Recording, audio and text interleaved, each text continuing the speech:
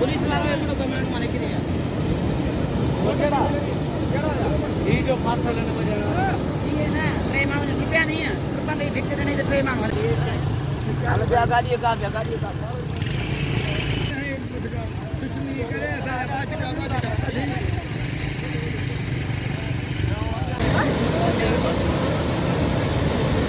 हमारे कितने नुकसान नहीं होता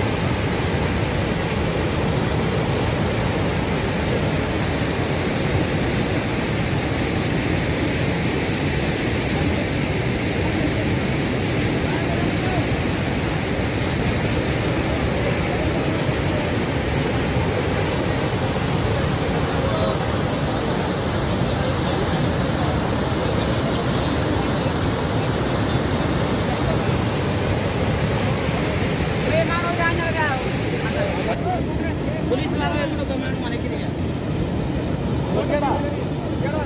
ये जो फास्ट लेने को जाना ये ना ट्रे मांग रुपया नहीं है रुपया नहीं भिक्के नहीं तो ट्रे मांग